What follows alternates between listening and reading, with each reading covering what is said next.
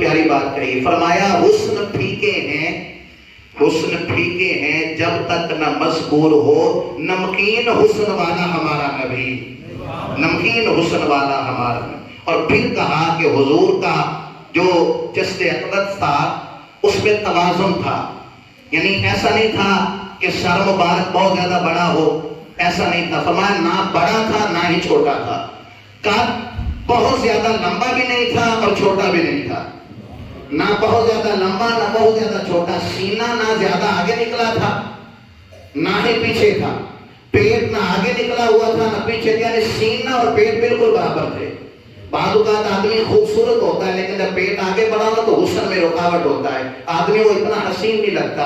فرمایا حضور کا حسن یہ تھا، آپ کا سینہ اور آپ کا پیٹ بالکل برابر تھا، آپ کا قد نہ زیادہ لمبا تھا نہ چھوٹا تھا۔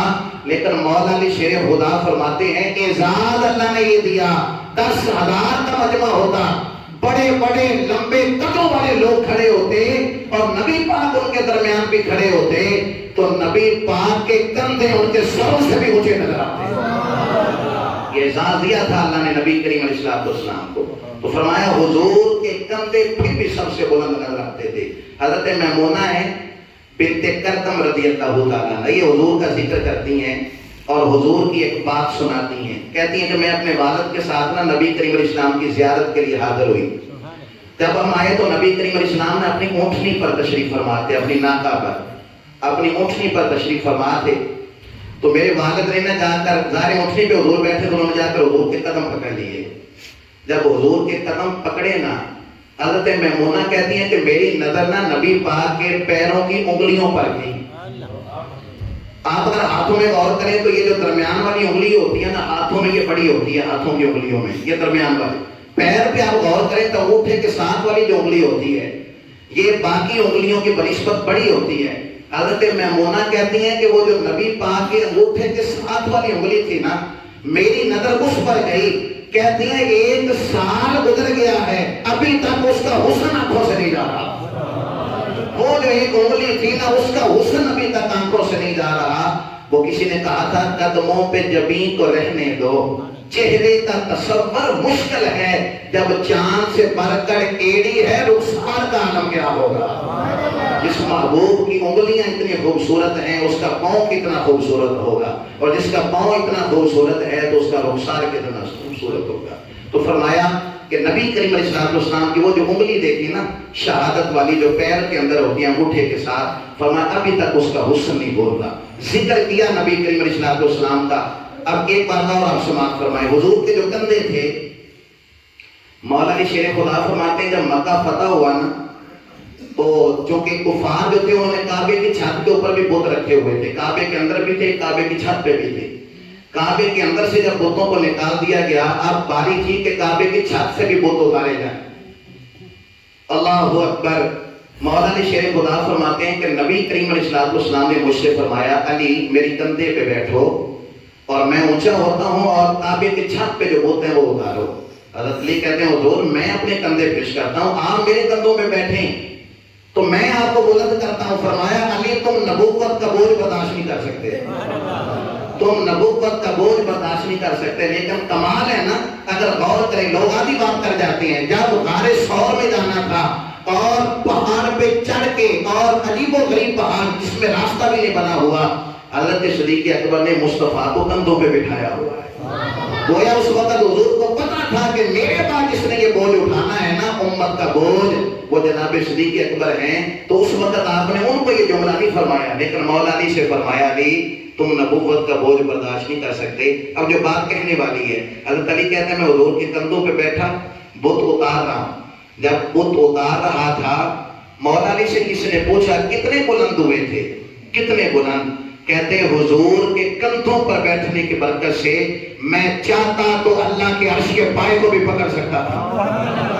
اتنا بلند ہوا، اتنا بلند ہوا کہ میں اللہ کے عرش تک میرا ہاتھ جا رہا تھا، میں اس کو بھی پکڑ سکتا تھا۔ کہتے جب میں نے چھلانگ لگائی نا تو مولا علی فرماتے ہیں میں مسکرانے لگ گیا، تو نبی پاک سے عرض کی یا رسول اللہ اتنی اونچائی سے چھلانگ لگائی ہے کچھ ہوا نہیں ہے۔ حضور فرماتے ہیں کیسے ہوتا، چڑھانے والے مصطفیٰ تھے، اتارنے والے جبرائیل تھے۔ کیسے کچھ ہوتا؟ تمہیں بٹھانے والے مصطفیٰ تھے اور تمہیں وہاں سے اتارنے والے جبرائیل امین ہے. حضور کے کندھوں کا یہ کمال ہے. آپ اندازہ کریں. اللہ اکبر کبیرہ. ایک بڑی خوبصورت بات کہنے لگا ہوں. حضرت سلمان فارسی رضی اللہ تعالیٰ عنہ، حضرت سلمان فارسی نبی جو نبی پاک سے پہلے گزرا ہے نا، مہر نبوت تھی ان کے ہاتھوں کے اندر. ان کے ہاتھ بھی اللہ نے مہر نبوت بنائی تھی کہ یہ اللہ کا نبی ہے. یہ ہر نبی کو اللہ کی طرف سے ایک نشانی ہوتی. جو بھی جس نبی سے مصافحہ کرتا تھا نا، ہاتھ ملاتا تھا، مہر نبوت دیکھتا تھا، پتہ چل جاتا تھا یہ اللہ کا نبی ہے. لیکن نبی کریم علیہ السلام کی جو مہر نبوت تھی نا، وہ ہاتھوں پہ نہیں تھی، وہ یہ دو کندھوں کے درمیان تھی. دو کندھوں کے درمیان. نبی پاک کی مہر نبوت کو واضح نہیں کیا گیا، ہاتھ پہ نہیں رکھا گیا. امام نبانی نے 17 وجوہات لکھی ہیں کہ کیوں نہیں واضح کیا گیا. اس لیے اللہ نے مصطفیٰ کا چہرہ ہی ایسا بنایا تھا جو دیکھ لیتا تھا، مان لیتا تھا یہ اللہ کے نبی ہیں. وہ مان جاتا تھا کہ یہ اللہ کے نبی ہیں. اب مہر نبوت کی بات کرنے لگا ہوں. حضرت سلمان فارسی رضی اللہ تعالیٰ عنہ یہ فرماتے ہیں کہ میں یہ سب سے زیادہ عمر پانے والے نبی پاک کے صحابی ہیں.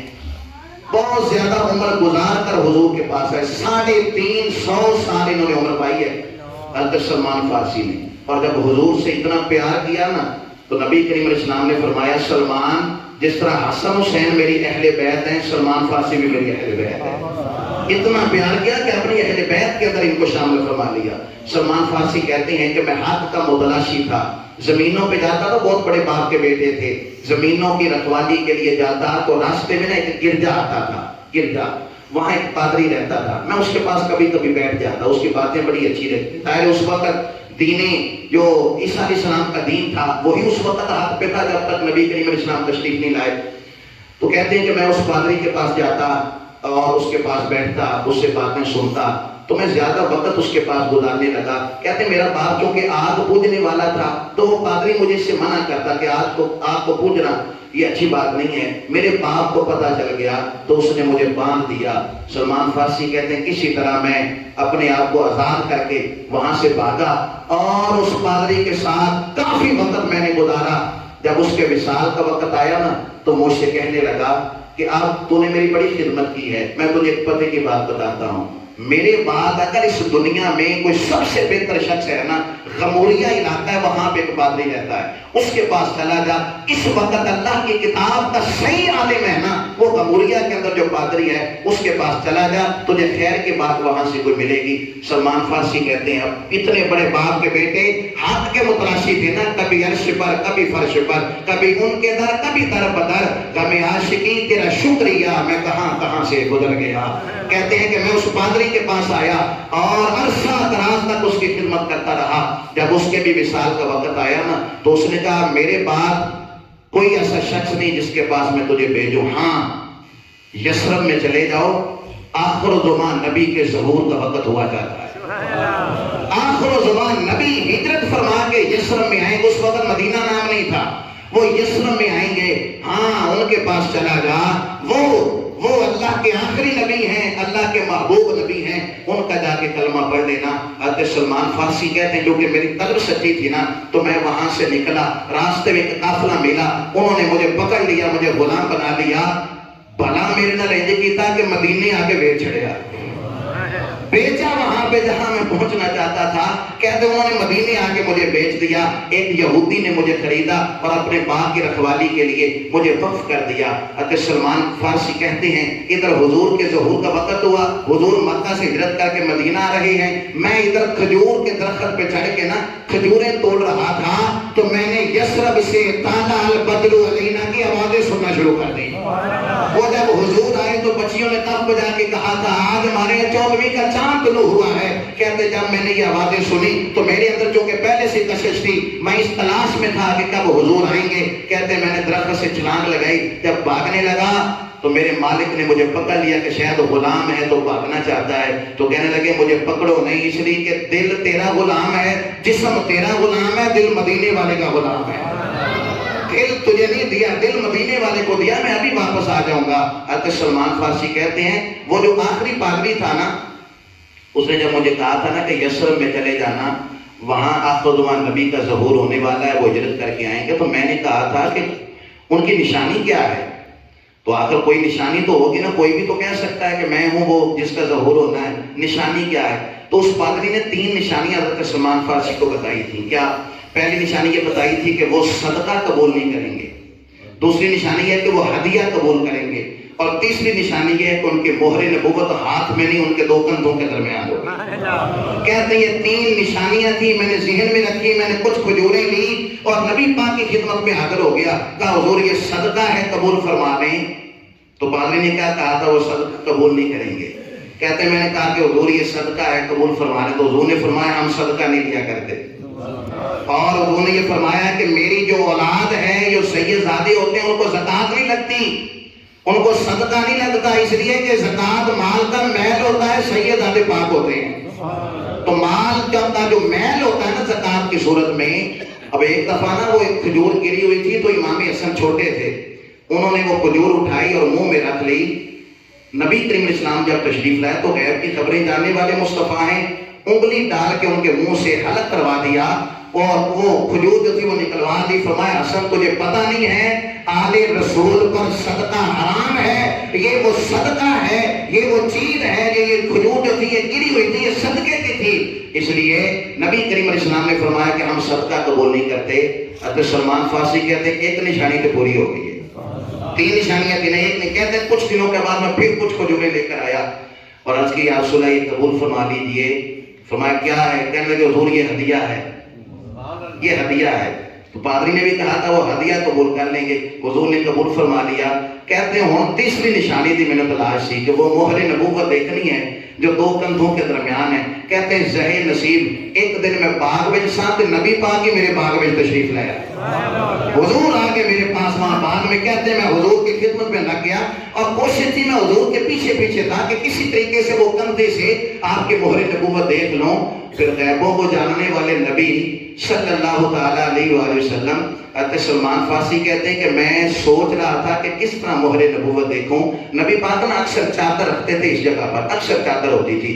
تو جب سلمان فارسی اس تلاش میں تھے، نبی کریم علیہ السلام نے کپڑا ہٹایا، فرمایا سلمان جو اس نے نشانی بتائی تھی نہ دیکھ لے، جو دیکھنا چاہتا ہے وہ دیکھ لے۔ کہتے میں نے حضور کی مہر نبوت کو دیکھا تو کبوتری کے انڈے کے برابر، کبوتری کے انڈے کے برابر وہ مہر، یعنی گوشت کا جو حصہ تھا وہ مہر نبوت، اس پر لکھا ہوا تھا محمد رسول اللہ صلی اللہ تعالی علیہ وآلہ وسلم۔ حضور کا ذکر کرنے کا مقصد یہ ہے کیونکہ ہم اہل ایمان ہیں اور اہل ایمان حضور کے ذکر سے اپنے دلوں کو تسکین دیتے ہیں۔ ڈٹھے ولد قرآن دے ڈھول سارے، تیری شان دیا نہیں کوئی ڈٹھا، تیری شان دا کرے مقابلہ جو ان عاشقاں اگلی چور ڈٹھا، کوئی نور آکھے کوئی بشر آکھے، پیدا رات دنے کہ ہو شور ڈٹھا، اللہ والیاں نے گل مکا چھوڑی تو سا ہور ڈٹھا، اسا ہور ڈٹھا۔ ہمیشہ مدحت خیر الانام میں گزرے،